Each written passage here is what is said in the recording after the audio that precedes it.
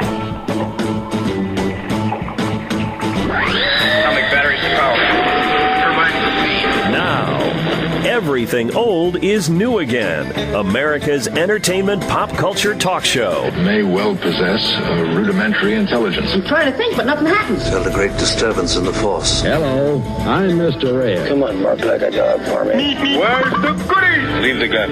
Take the cannoli. I'll bet you wouldn't have done anything like this if Mom and Dad were here. You filthy criminal. Excuse me while I whip this out. Go ahead. Make my day. Here are your hosts, Douglas Viviani and David Cohen. Indiana Jones. Always knew someday you'd come walking back through my door. I never doubted that. Something made it inevitable. So what are you doing here in Nepal? I need one of the pieces your father collected. I learned to hate you in the last 10 years. Aha, welcome to Everything Old is New again. Hopefully you haven't learned to hate us over the last 6 years. Douglas Viviani here with David Cohen, our very own John Blutarski. To my flounder, David Cohen, how are you today? I'm well, Doug. I'm excited because we have a great guest with us, but I'll turn it back over to you. All right, I'm going to go through our routine here because this is a tremendous guest that we're going to have some fun with, but I want to explain what she's been doing and who she is. First off, after making her film debut in Animal House in 1978, Karen Allen became best known for her portrayal of Marion Ravenwood in Raiders of the Lost Ark, a role we saw her reprise in Indiana Jones and the Kingdom of the Crystal Skull in 2008. You might also remember when she also co-starred in Starman with Jeff Bridges and Scrooged with Bill Murray.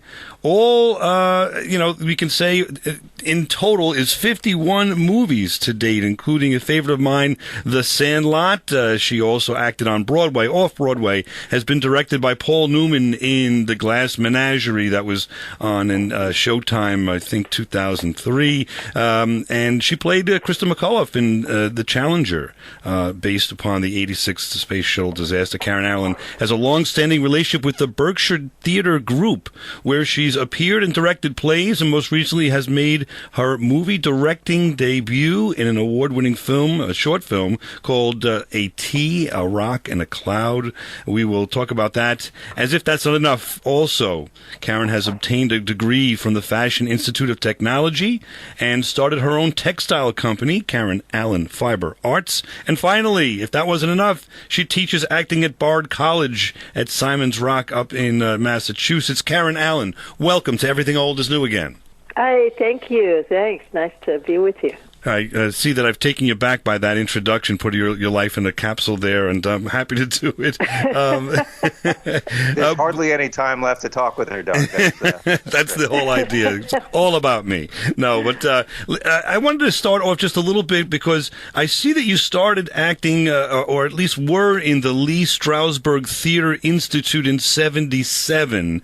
Can you tell me if there is a difference between the Actors Studio and the Lee Strasberg Theater Institute?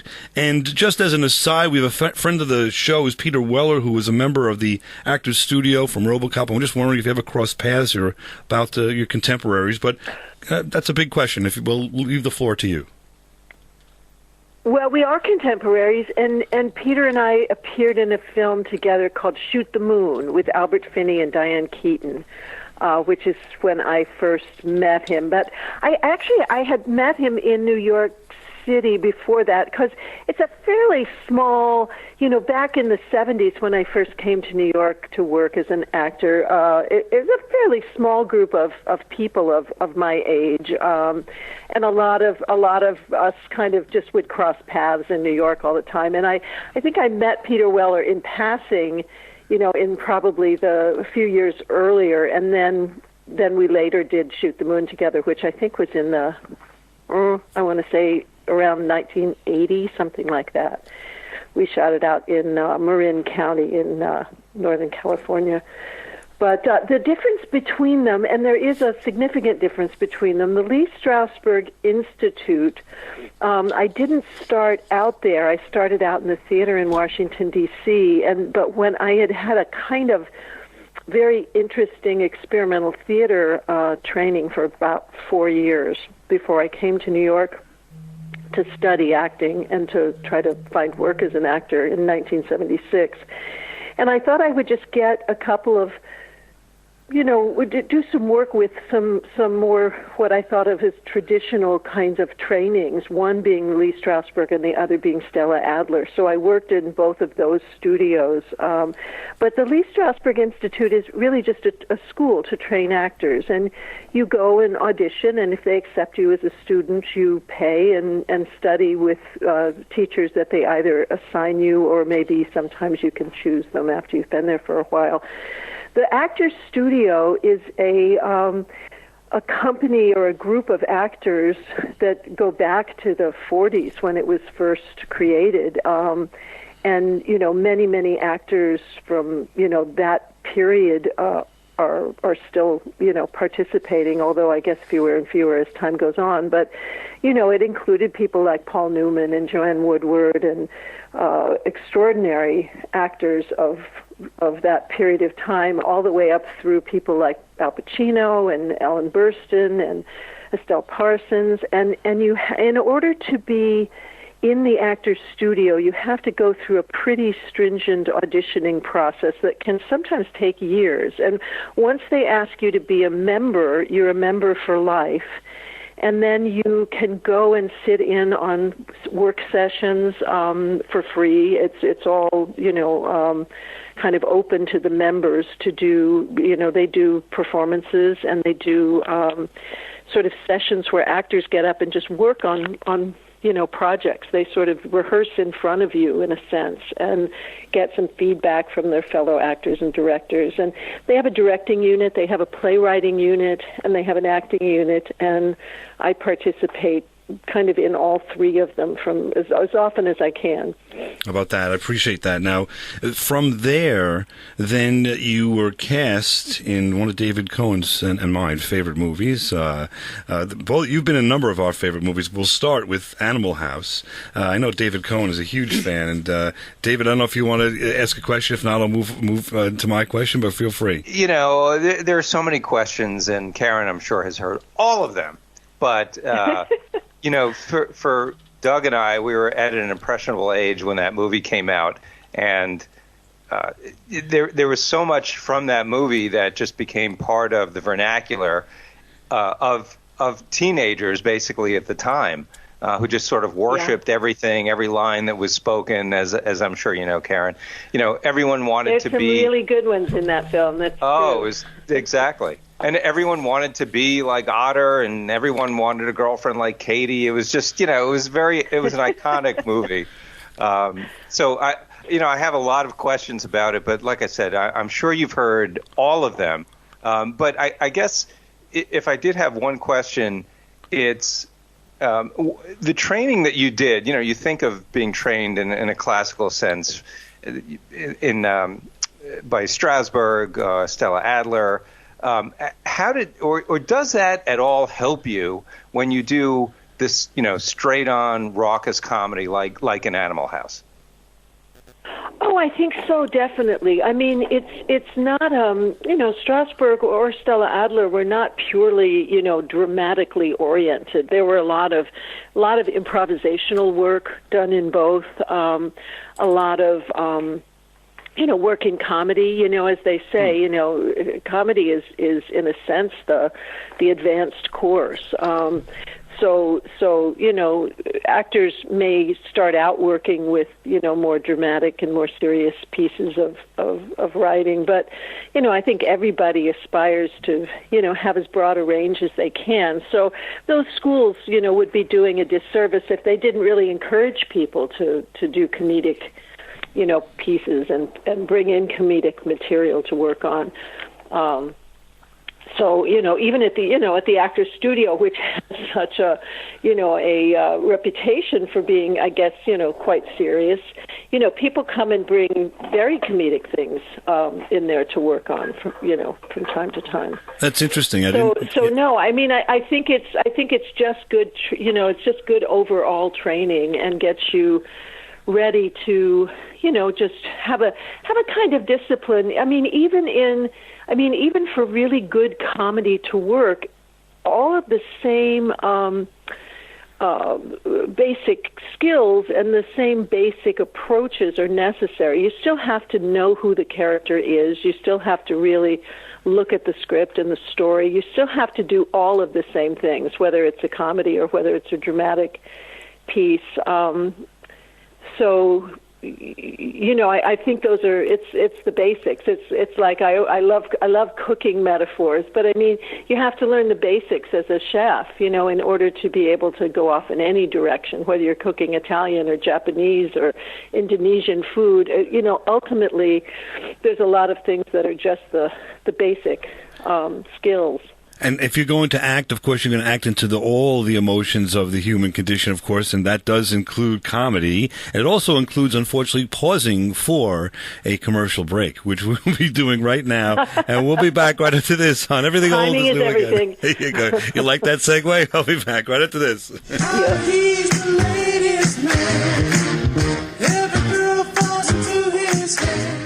You're listening to Everything Old is New Again, America's entertainment pop culture talk show with Douglas Viviani and David Cohen. When I had that attack of pleurosis and I was out of school for a while, when I came back, he asked me what the matter was, and I said, pleurosis, only he thought that I said pleurosis. So that's what he always called me after that. Whenever he would see me, he'd holler, "Hello, Blue Roses." We're back here on Everything Old is New Again. Hello, Blue Roses. David Cohen, how are you? Doing well. We're having a great time with Karen Allen. That was Karen Allen, a little piece of The Glass Menagerie in 1987. She was directed by Paul Newman, did a terrific job, and you can find that online. Like you can find anything these days on Amazon or wherever. It's really worth your time. It was a great production. But Karen Allen, you also had quite a experience, it looks like, with lots of different types of directors in film, such as John Carpenter from Halloween fame, but you know, in Starman. Spielberg, of course, in Raiders of the Lost Ark. Richard Donner, who did The Omen and Superman, and you acted with and Goonies, and you acted with him in Scrooged. And I know that you have an interest in directing now. You're doing some directing of theater in the Berkshires there. The question I have with respect to directing is there anything you could tell us about any particular of these directors that provided you with some kind of education or inspiration for directing, and or is there something in common with all of them that you see that you take to your directing to this day? Well, I think that there are some directors and the way that they work, you know, and this is just, you know, true. I think it's also true of actors or any creative people that you're around. There are some people who just you feel very inspired by and feel very that you really do learn a lot from by working with them and watching them work. And, you know, I certainly have felt that over my lifetime. I think maybe the first director I worked with who had a very profound impact on me was Arthur Penn, who directed Bonnie and Clyde and Little Big Man. And I didn't work with him in a film. He directed me in the first play I did on Broadway. And I worked with him on the play for about 2 years because we started at the Actors Studio. We went to the Spoleto Festival. Then we went to the Kennedy Center in Washington, D.C., and then we came on to Broadway. So it was a long process, and it was a new play, so it was getting constantly rewritten along the way. But so I really, you know, in the theater, you're with a director and you're cast 8 hours a day during rehearsal, and if you're working on a new play, you continue to rehearse through the whole process. So I had a very intensive experience watching him work with the other actors in the play and also experiencing him as a director, and it had a very powerful effect on me. I would say Paul Newman had a very powerful effect on me.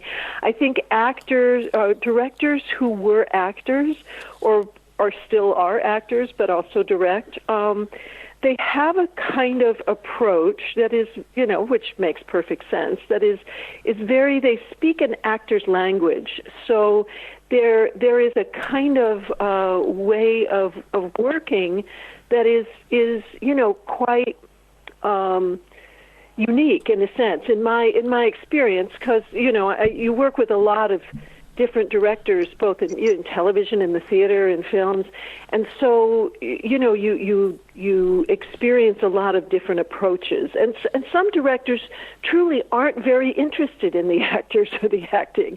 They're really much more interested in the visual aspects of the film, and so different directors have different approaches. And I was very much always drawn to directors who were very, I guess the word would be actor-centric, who were very fascinated in the process and really saw that, the actors were the ones telling the story. And if the story isn't compelling and isn't coming across and not engaging the audience, then it really doesn't matter how great the film looks or how well it's shot or how good the music is, or that those things, in a sense, they all have to come together equally. Right. For something and Karen, to work well. As an actor, when you were acting for directors who, like you said, were more interested in the overall feel of the movie, not necessarily focused so much on the acting. Did you find it more of a struggle for you as an actor without so much direction, or was it at times more freeing to sort of make choices on your own? I think possibly when I was younger as an actor, I really, my impression was that the directors were going to, that they were going to guide me through my performance in the film. And I think from very early on, having worked with some directors who had no intention of doing that, who really expected me to come every day or, to show up to start work on the film, having made really very clear decisions about what I was doing. And it wouldn't mean that if they didn't agree with them, they didn't have something to say about it, but they were... there was this sort of feeling that a director's job, which I understand completely, is they are pulled in so many directions that they, particularly in film, that they really, really need the actors to have done a huge amount of homework and a huge amount of preparation and research and completely understand, the character that they're playing, when they arrive to start shooting, because we often shoot things completely out of context. And so, you can arrive on a set and be shooting, your very last scene in the film the first day, or, the most dramatic scene in the film. I mean, usually they'll try not to do that, but occasionally because of location issues and stuff, that can happen. So if you don't show up having really fully delved into every aspect of your character and every approach to every scene you're going to be playing as much as possible, you are not doing yourself a favor, and you can't really often look to directors. Directors don't, they have so many things that they're doing in the course of a day. There's so many demands on their time, so they need you to be ready, ready to work. Right, and years later, Paul Newman produced. In 2003, and acted in Our Town, who was directed by your co-star in Glass Menagerie, James Naughton, who will be on our show. Yeah, I saw that production. He was wonderful in it. He was wonderful. Really terrific. And it just brings to light a question I have, because you're involved in the theater, and what I see in local theater here on Long Island and in New York a lot is, and high schools and what have you, a lot of focus on the musical. And I love a musical as much as the next person, and I guess they're doing it to bring people in with the songs and so forth. But I love the drama, the 12 Angry Men and so forth, and Our Town. I'm wondering, it seems now to be that, it seems, at least in our circle, that the dramas and even the comedies are not produced as much as the musical. If you agree with that, and at least just go with it, the idea is musicals versus drama in the theater. It seems to me like you have an affinity towards more of the drama. Can you describe what you feel, if I'm right in my postulation, and do you think drama will come back at some point in time? Well, I don't know about out on Long Island. I know where I live in the Berkshires, we have 4 pretty major and pretty highly respected theater festivals. Williamstown Theater Festival up in Williamstown, Shakespeare and Company in Lenox, the Berkshire Theater Festival in Stockbridge, and Barrington Stage, which is in Pittsfield, and they all have, incredible reputations.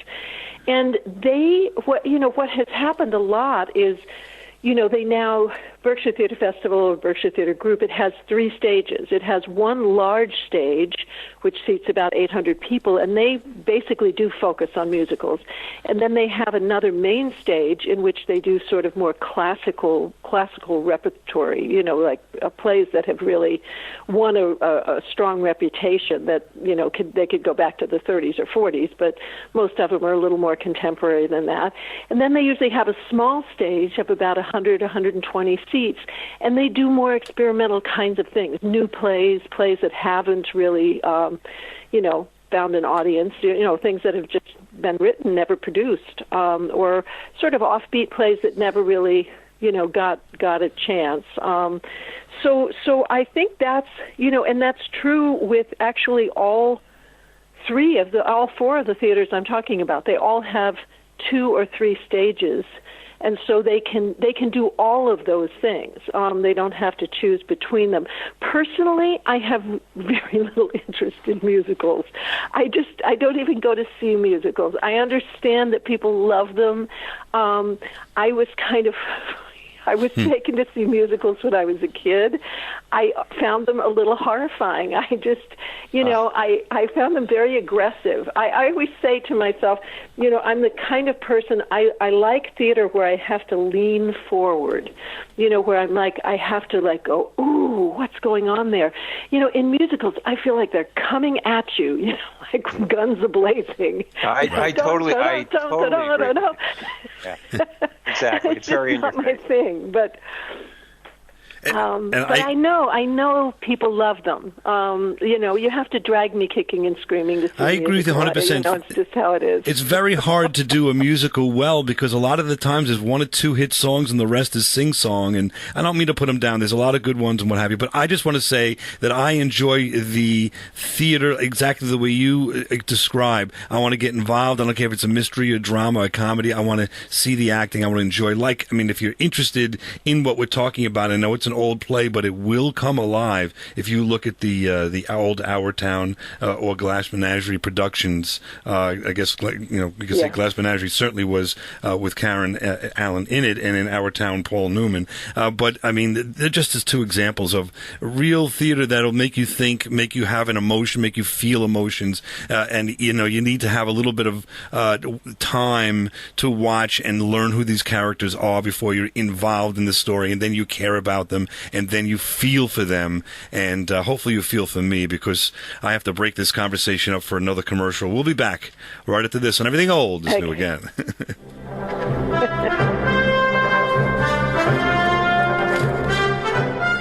Now, back to America's entertainment pop culture talk show. Everything Old is New Again, with Douglas Viviani and David Cohen. Ski Butternut season passes make skiing affordable. With a season pass, you can spend the winter carving up the slopes as often as you want. Ski Butternut season passes. Simply the best ski value in New England. Welcome back to Everything Old is New Again. That sounds like a commercial. Maybe I should solicit Butternut, a ski resort in the Berkshires in Massachusetts that I grew up at. You're listening to Everything Old is New Again with Douglas Viviani and David Cohen. David, have you ever heard of Butternut?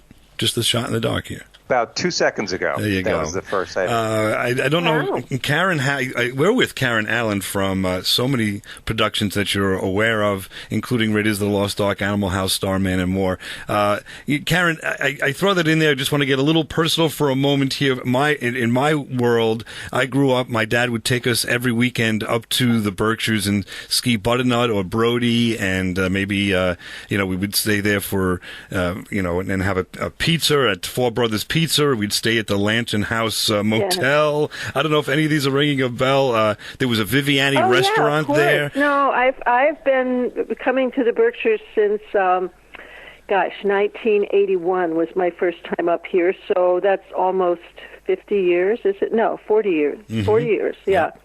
So yeah, I know the Berkshires like the back of my hand, I would say. And do you ski? I'm just going to ask and that. Butternut, my son grew up skiing on Butternut, so I know it very, very well. And I'm a skier, and I didn't grow up skiing on Butternut, but I grew up teaching my son to ski on Butternut. So it's a great mountain to learn and expand. It's a great family experience. It's unfortunately the whole skiing genre has gotten very expensive. Except Butternut is not, and it's a real friendly family experience. And not that they're not a sponsor or anything. I'm just saying that I just have a connection there because I also in late '70s began there and really loved it. So anyway, we have that in common with Karen Allen here, talking about all things, all life, but. Up in that part of the world, so to speak, you are teaching or have taught at Bard College, and one of your students, believe it or not, was Harrison Ford's daughter. So maybe, I don't know if you want to talk about that. How did you know that? I do a little bit of research for these. A little bird. Doug is very thorough, Karen. He's very, very thorough. And I didn't know that had ever been written about or talked about or anything, but that's true. She came the year after we did Crystal Skull. My son had just started there, and I believe that Harrison and I talked about it while we were shooting, and he thought it sounded like an interesting place for Georgia. So she came, and that year I was just, I've been an adjunct professor there. I think I taught maybe 7 semesters, and mostly it was when my son was in school, when he was in early, kind of late junior high school, early high school, and then he started at Simon's Rock when he was 16 at Bard College at Simon's Rock. So I was there both years that he was there, just teaching, an adjunct teacher in the theater. So I taught scene study, and I taught some of the creative work that I had learned at the Strasberg Institute, sense memory work and things like that. Now, we were talking previously and a little bit off the air and a little bit on our last section about drama and comedy versus in the theater versus musicals. Do you bring some of that sensibility when you teach? Are you trying, when you're teaching a student acting, of course, from the neophyte like myself, had never done it other than, junior high school, you're teaching them more, of course, than what the words on the page are, but how do you get them to experience what that person that they're performing as is experiencing in the play? How do you get them to kind of get into that character and forget who they are and just garner the emotions and present the emotions that they're supposed to for that particular character? Yeah, you have 2 minutes to explain acting, Karen. People as young as they are, pardon me? You have 2 minutes to explain acting to us, Karen. Go. Well, okay, I'll do my best. We're being silly. There's a slightly different approach to teaching in a college situation, particularly when there's not really, they do have a few theater majors, but very, very small number every year. A lot of kids are taking it as an elective, and they're interested in it. But I just try to introduce them to the vast wealth of fantastic literature there is in the theater, the plays, the playwrights. A lot of them come to the college at 16, 17 years old, and they've never heard of Tennessee Williams. They've never heard of Ibsen or Strindberg or, some of the great playwrights of the world. Most of them have heard of Shakespeare, but, they don't really know the literature. So, that becomes a part of the work, is introducing them to that and introducing them just really to their emotional selves, to get open to their own. It's a good thing to start with their own feelings, with their own world, with their own life, with their own struggles, and find characters for them to work on, in the beginning that just help them realize and navigate who they are. And then, the advanced course, or even the intermediate course is starting to step into the shoes of a person who has vastly different experiences. A lot of times with young actors, they have this desire to play, people who have had all of these profound experiences. Somebody who's been married for 25 years. Well, I'm sorry, a 17-year-old really doesn't have the life experience to really embody that. They can do it with their imagination to the extent to which they can do it. But I love to sort of, begin at the beginning and work towards something, so that you can keep people grounded in reality. I mean, there's something extraordinarily beautiful when you can step into another person's shoes and actually experience their life experience through great writing and through understanding how different their world and their experience is than yours is and was. So it's a incremental process, I think. That's a great answer, great introduction to it. That does make it. We'll put that on our the website, so to speak, under acting and definition and how to. And I ask that because there's a lot of people have, in these days, children are acting, even in elementary school in the young ages. My daughter is, and she's 11, and she started at 8. And even if they don't become professional, I personally think that it's, back in the day it was sports and I don't know, not much else as far as activities for children to do. Now there's so much more, including acting, all over, and I think it does lend itself to developing someone's personality. Does that make any sense? Well, yes, I do truly believe it gives them confidence to be able to, stand up and say words that have been written by somebody else. They get this kind of firsthand experience of themselves and of the world around them that is really quite valuable. And I think a lot of kids struggle with, that kind of performance anxiety of, being the focus of everyone's attention. And, the earlier that you can help people find a way to enjoy that more than be frightened of it, it's a valuable life skill, I think. It really is. I certainly, I didn't start out as an actor who was at all extroverted. I was a very, very introverted person. And, it's really given me an ability to be in the world in a much more comfortable way. We've had John Lancie on from Q from Star Trek, and if anybody's listening that recognize that, but long story short is he described the same thing when he was a younger person. He had dyslexia and had very, very difficult time in school, and he finally got involved with acting. One story, step after the next, he became involved in that, and it helped him learn of his difficulties and overcome the difficulties just from acting and wanting to act and be another person on stage. So I think what you say makes a lot of sense. And along those lines, I know when your son Nicholas was 3, you acted in The Sandlot, which is a terrific movie. I just love those type of movies where you go back in time a little bit. And later on, he became a chef and won one of my favorite shows, Chopped. Yeah. So did he bring that experience? Not too much time here, but did he bring that experience home to you in any way, so to speak? Did he tell you what it was like?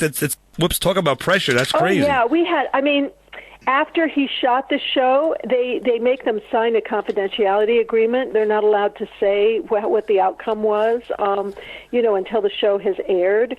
So he had to keep, mum was the word in terms of a lot of things until the show actually aired, which it didn't air for 6 months. So his dad and I were kind of, waiting with bated breath to find out what had happened. And he was really quite clever at keeping it from us. But, he had a wonderful experience on the show. And he would like to go back and be in one of the champion ones that they do, which I think he would have a blast doing. Yes, those are great shows, and we'll be back right after this. And Everything Old is New again, and we'll fire up the old VCR, so to speak, on Chopped and see if that ever happens. But we can look back and see those shows; those are great. We'll be back right after this, and Everything Old is New again with Karen Allen.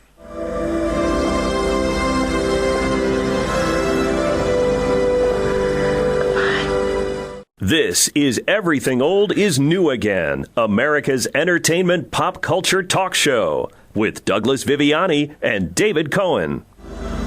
Take me with you. I cannot. Please. You will die there. I don't think I care. I care. Now,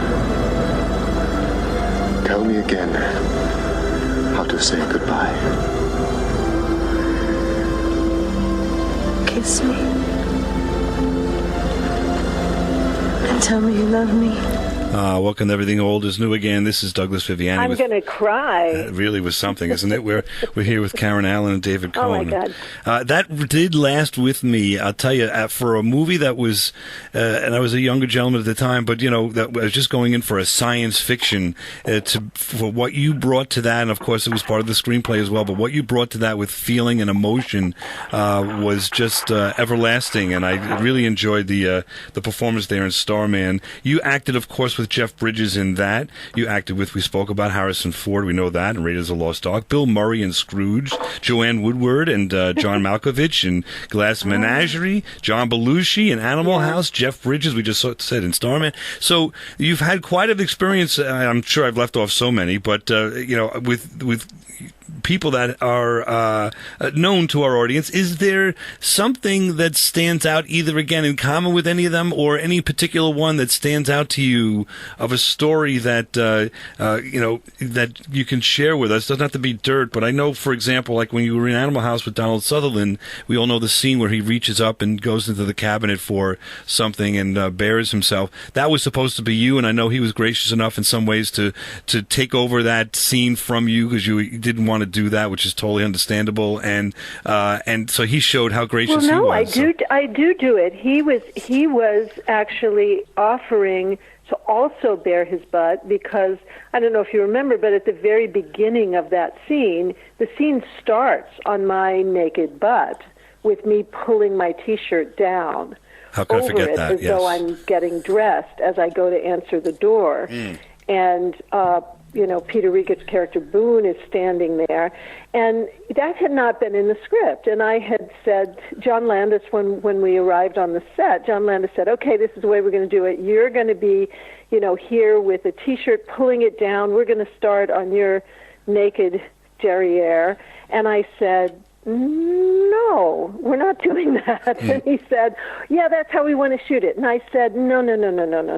And we got into this thing where I was kind of digging in my heels and he was digging in his heels, and Donald Sutherland was standing there looking very bemused, and Donald sort of stepped forward at one point and he said, well, I don't really think it's fair that she should have to show her butt and I don't have to show mine. And John Landis looked at him and said, well, what do you mean? And he said, well, if she's going to have to show hers, I think I should have to show mine. And John said, well, how would we do that? And he said, I'll show you. And he stepped off, and he took his pants off, and he had this long sweater on, and he pushed his hands down in his sweater to kind of cover the essentials, and he came walking out, and turned and went right over to the cabinet and turned his back to the camera and reached up so that his whole backside was exposed.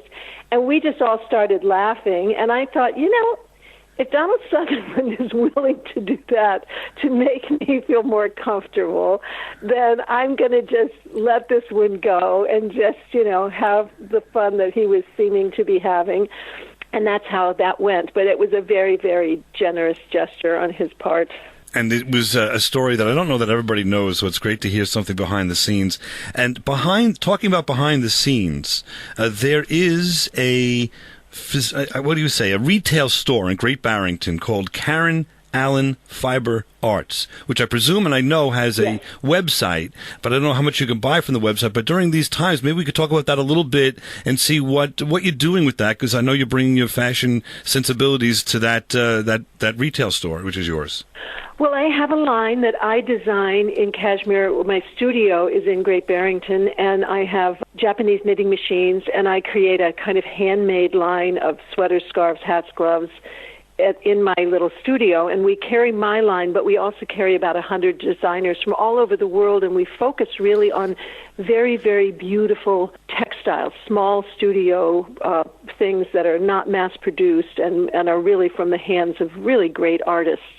And it's KarenAllen-FiberArts.com, and you could pretty much everything in the store is on the website. So particularly in these times, we really are relying on our website to get us through this rough patch where we've been closed for 2 months now, and will probably continue to be for another month. But, right. What's the website again, Karen? It's KarenAllen-FiberArts.com. Okay, www, obviously. Well, I know at least Doug and I will be checking that out. I will. Karen check it out. Definitely. It's mostly women's things, but there are things on there for men as well. David? And Karen, can you? I know you have a few projects going on professionally in film/theater. Would you like to take a few minutes to talk about one of them? Sure. I mean, the one I would probably talk about, the most, because it's out right now, is called Colwell. And it's very, very relevant to what's going on in the world right now. I play a woman who's a postmaster in a small town, and it's about really the government's desire to basically do what's called erasing small towns by taking away their post office, their zip code, and erasing them off of maps. So a town that's, say, 250 years old suddenly doesn't exist anymore. And it decentralizes and really has a very, very negative effect on small communities in particular. And I play a woman who's been a postmaster for 35 years, and in one day I discover, I lose my job, the post office is dismantled, and our town, which very much depends on the post office for its connection, is gone. And it was made a year and a half ago, so it was before really all of this really serious stuff about our U.S. postal system, has been so much in the news. But it's a very poignant, very beautiful film. It's been on Showtime the last couple of months. I know you can see it on Amazon. It's called Colwell, Colwell. And it just was nominated for an Independent Spirit Award, as was I, and it's gotten a lot of other awards over the last year.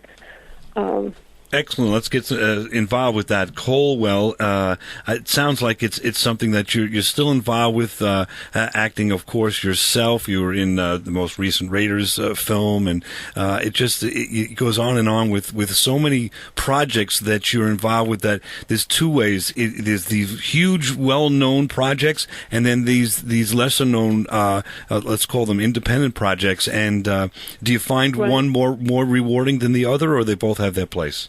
No, they both have their place. I mean, I find that a lot of the more interesting stories these days are really in the independent films. I feel like the films that get theatrically released in the big budget films, they tend towards these very, superhero type of films, or these large, big budget films that depend a lot on computer graphics and stuff. And I personally find them less interesting. For me, certainly as an actor, that's not to say, that I wouldn't probably enjoy acting in one, but just for me to go and sit in the theater and watch a film, I often want something that is more psychologically and emotionally engaging than I find those kind of films to be. But I know, they have huge audiences, and they are the films that are mostly going into theaters these days. But there's only so many times you could watch that. In other words, that's like going on a roller coaster. I love them. I do it, the roller coasters and these kind of movies. But there's also the time we want to sit down and have a nice meal, I don't know if that analogy works. Right. But, the idea is you can do it's a good analogy, yes. It's like eating junk food as opposed to something that might actually nurture you. Right, exactly. Although I think that junk food has sort of been force-fed on us a bit much, right? Yeah, a bit. Yeah, and I think this is a really good time to look for alternative entertainment, because there's very little that's new coming out. So it's time to take a look at Colwell and take a look at some of these independent projects that are out there, that it's time to, kind of see what we're talking about and get your emotions involved with a theatrical work of art. And we're having a great time here, and have had a great time with Karen Allen.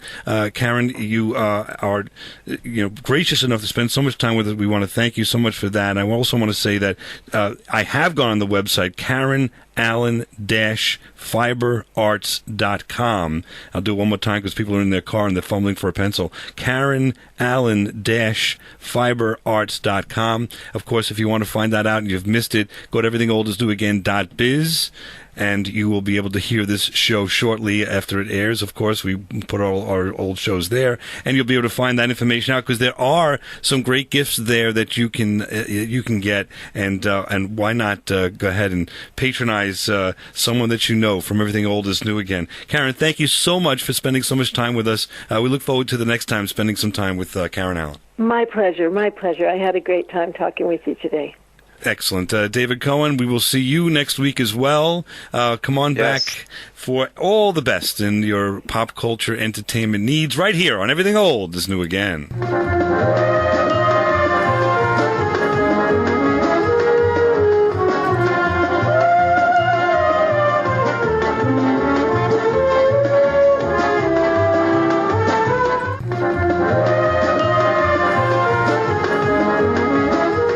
These days, the news is full of teen suicide, drug and alcohol abuse, bullying. It's depressing and concerning, but there is hope. WWE Intercontinental Champion Mark Merrow. Champion Choice is a live presentation that empowers students to make positive choices and live their best life. I teach students how to live a drug-free life, prevent bullying, avoid peer pressure, and keep negative people out of their lives. We are defined by our choices. There is hope. To schedule a Champion of Choices presentation for your school or organization, visit thinkpaz.org. That's thinkpaz.org. You've been listening to Everything Old is New Again, America's pop culture entertainment talk show. Find us on the web at everythingoldisnewagain.biz. That's .biz. See you next week. Same bat time, same bat station.